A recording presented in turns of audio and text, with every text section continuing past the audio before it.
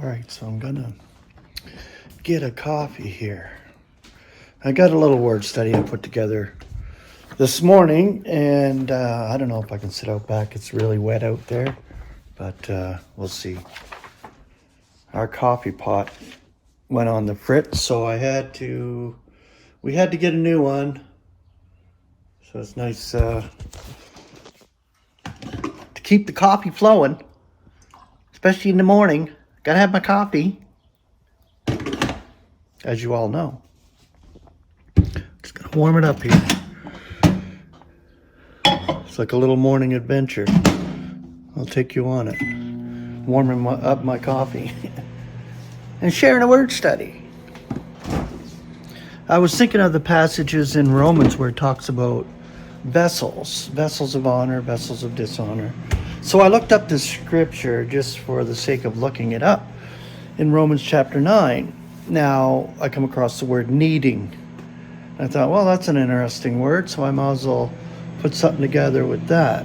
And I did. But I will show it to you right here. There is the Greek for it.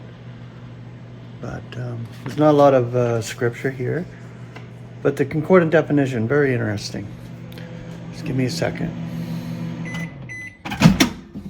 Warming up the coffee.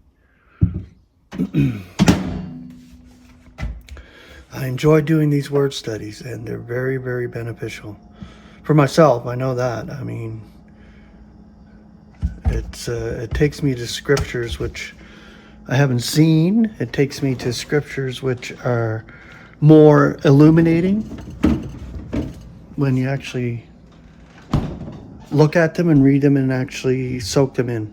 It's called being a sponge when it comes to the truth from the scriptures, not our own ideas of what scripture is saying.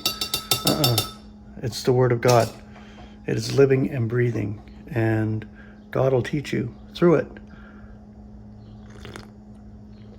as you absorb it. So that's what I enjoy and thank God for, is being able to do these word studies and actually gaining something from it. So this project is going to be tremendous as far as edification, learning, etc. So let's go to the concordant definition. What has been mixed and reduced to a uniform consistency by manipulation, like kneading. So you're kneading bread. I remember when I was growing up, I seen my foster mother. She always beat the shit right out of the dough, and you could see her. She was a strong woman, and she used to knead that dough. Unbelievable. I used to watch it, and it frightened me as a kid because of what she was like. An abuser, of course. But yeah, it's just crazy, when you have to knead that dough. And I'm thinking of vessels of honor and dishonor, what God does with the clay, and it's all one lump.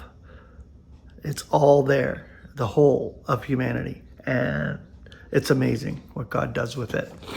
So let's go to the concordant scripture, Romans 9:21, and here it is. Or has not the potter the right over the clay, out of the same kneading, get it? The same, to make one vessel indeed for honor, yet one for dishonor. Clear as day right there. Romans 11:16.